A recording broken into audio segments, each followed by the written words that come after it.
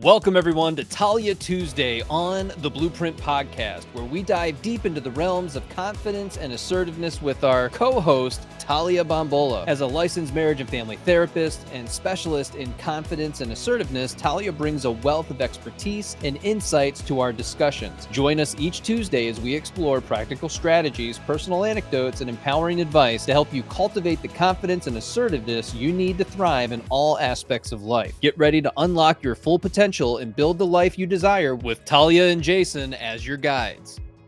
Talia, welcome back for another Talia Tuesday. Hey, happy to be here. So today's going to be a little bit different with Talia Tuesday. We have someone who wrote in on Instagram. It's one of the comments that we want to address. Again, we don't get a lot of time to go into the comment section and to really interact with all of you guys. So this is our way of showing a little bit of love as much as we can and answer some of the questions that we think are really going to help you guys out. So Talia, we're going to break this down into sections. Yes. What do I do if I'm an anxious attachment style and my fiance is an avoidant who has set boundaries for space and is content with little to no affection daily? So, first chunk, I would say to the person commenting, check in with yourself and see how much affection you actually do want daily. Like, you might actually not be that far off, but if you're not using very clear wording or very clear expectations, like we talked about in last episode, then she might feel, oh, he wants whatever it is, constant affection all the time, 900 kisses, 500 hugs. And you're like, no, I just want like a hug and a kiss a day. You have to be able to negotiate somewhat within that anxious avoidant trap, as we call it, or the roller coaster.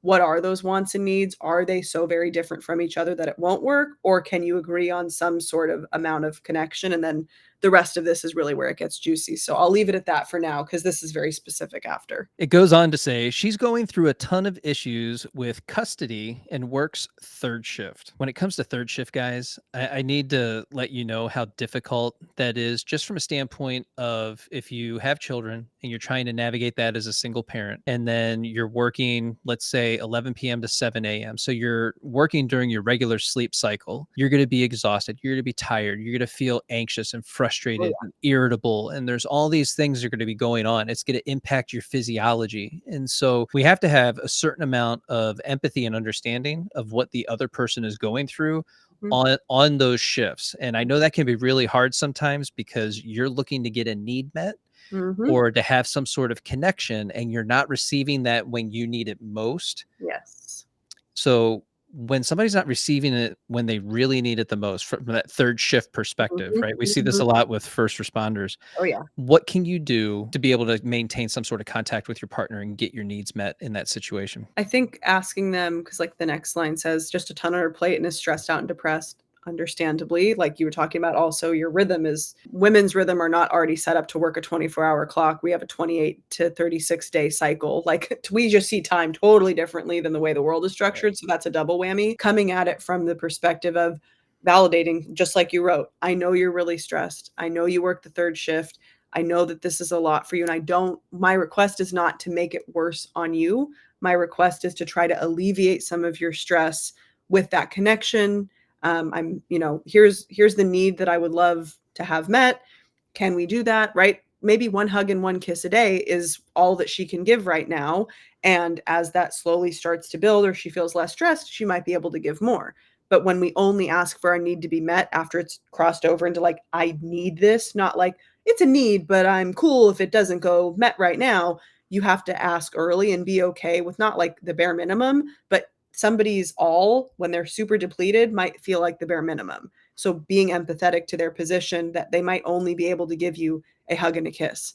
They might only be able to give you, I know when I was like 2 weeks postpartum, my mom was like, very well meaning, well, I feel like you don't ask how I am as much. And she wasn't saying it to be like she was just like, she missed that part of our relationship. And I said, I miss it too.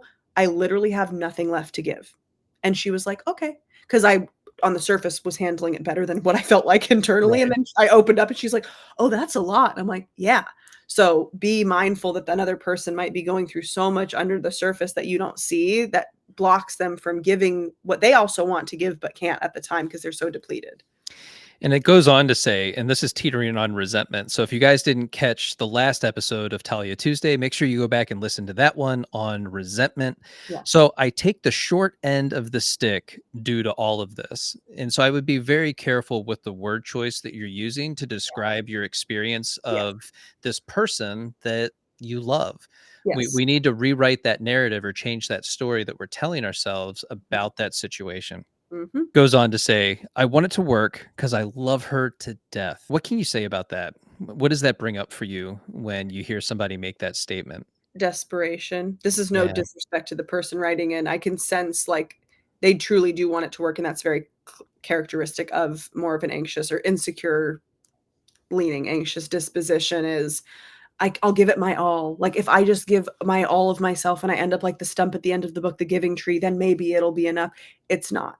yeah, Sacrificing yourself for the relationship or loving her to death, it's really not hopefully not literally to death, obviously, but it's gonna be the death of the relationship. Like, it's too much pressure to put on the person. You need to also be expanding and having other needs met outside of the relationship of social connection, of you can hug your friends, that's totally allowed. Like, go get other connection needs met as much as you're able to, and it puts less pressure on that dyadic union that this partner is in. I want it to work.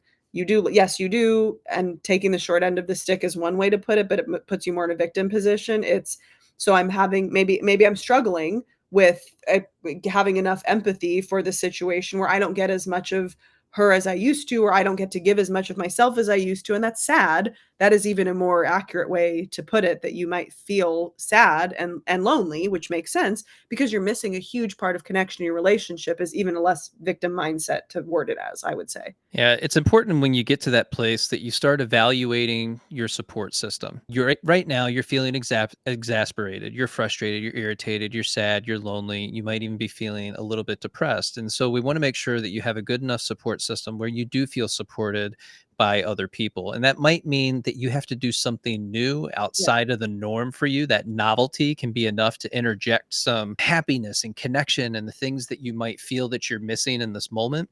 And then what you realize is you're actually making yourself a priority as well. And so you end up confidence expert, right? You Mhm. start building that self-confidence back Yes. up, and now you have enough to be present with this relationship when they have the opportunity to be present with you, right? When they're not working third shift or sleeping or whatever that in between looks like for you guys. It goes Yes. on to say, "But I feel so lonely at times and the despair is ridiculous." She recognizes her issues, but I don't see any work towards a better her. Hmm.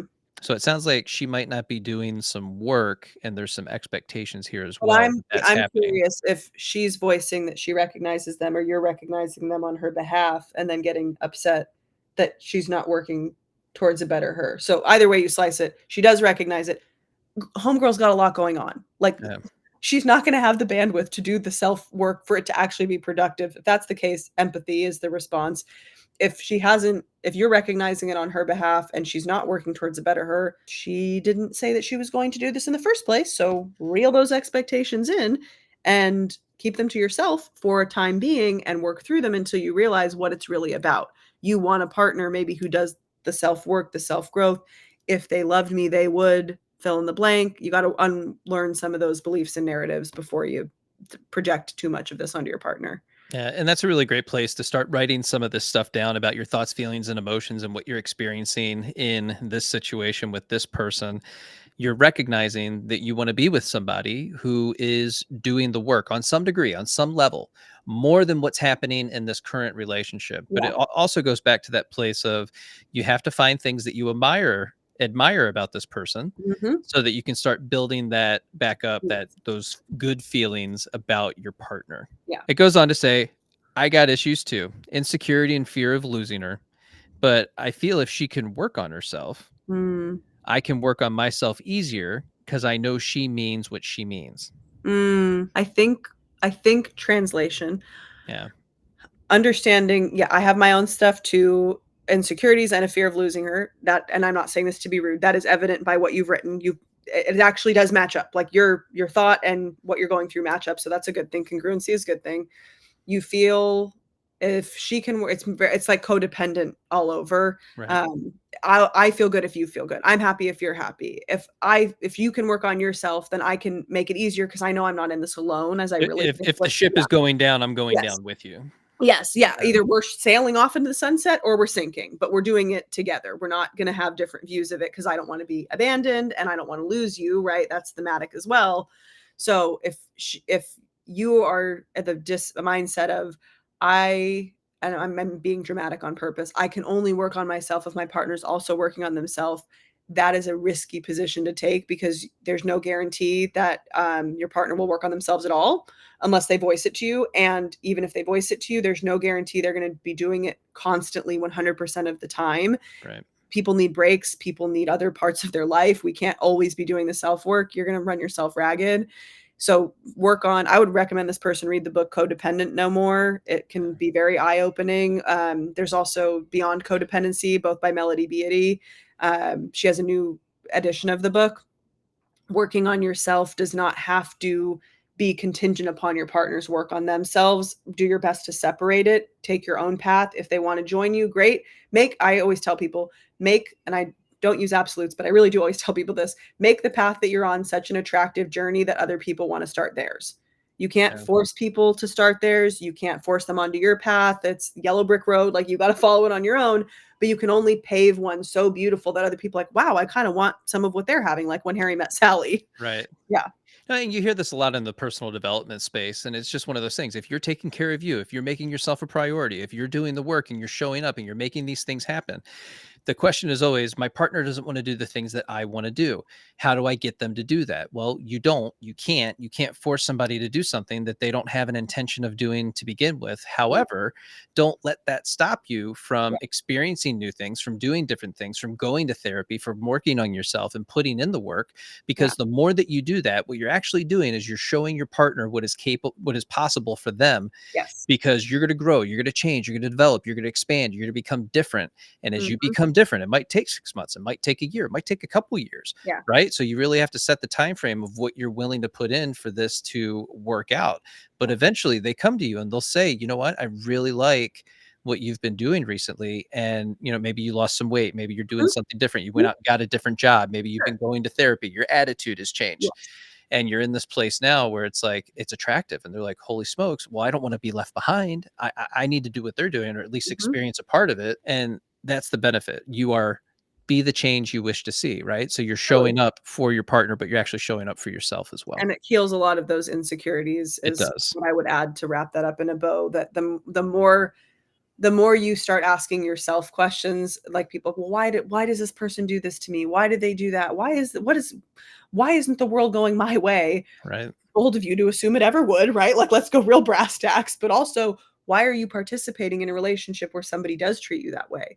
Why aren't you telling whoever it is it doesn't work for you? Like, I always tell people, go inward. Like, if you have a frustration or a concern about a relationship, I'm not victim blaming when I say this, but like, truly, what are you doing to contribute to it? Even if it's participating at a minimum, like you're not asking to be treated poorly, but you're participating in a relationship that isn't meeting your needs. Where does that come from? What's that about? Which parent does that remind you of? Is usually the Right. third question. I have people like, damn it. I'm like, it all goes back to childhood, but that's me being more analytic. No, and that's true. And so I always tell people, if you're going to get snarky, right? That's a really great place because you can feel it coming on. You know that it's going to light this person up, and you're feeling like you just want some attention, or you need some love, or you want to have an experience with them. And you're not quite getting what you want, and so you get a little bit snarky or critical of Mhm. the other person because, hey, at least it's attention, right? But And it's not exactly what you want in that situation. yeah, and I think it's very, it's wonderful that you brought that up because I used to work exclusively with teens. Any attention is attention, even bad attention is Right. attention, so they're like, "Well, my teen is only acting out." I'm like, "Is that the only time you ever talk to them?" Parents like, "Yeah," and I'm like, "Well, it's kind of a reinforced pattern, so maybe you should give them praise and attention Yeah. for other things, even if it's tough to find something that they're doing well, find it, please, like, put on your goggles and find it and start praising them for what it is, like we talked about last episode, positive reinforcement, what you appreciate appreciates, you get more of it, it grows." So if you want somebody to be different, appreciate what they do well, turn a blind eye to the stuff that you're like, "Oh, but they could be so much better if fill in the blank."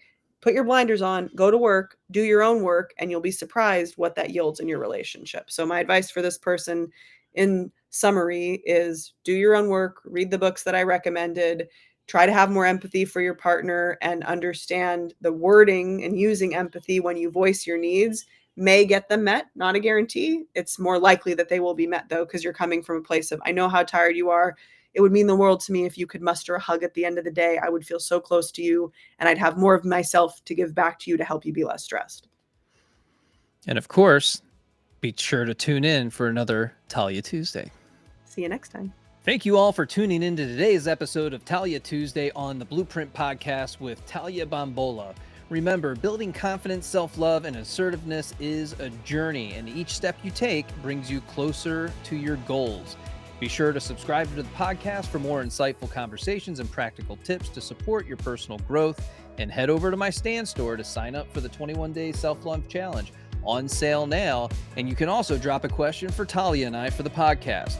Until next time, keep embracing your strengths, asserting your boundaries, and living authentically. Take care, and we'll see you next Tuesday on the Blueprint Podcast.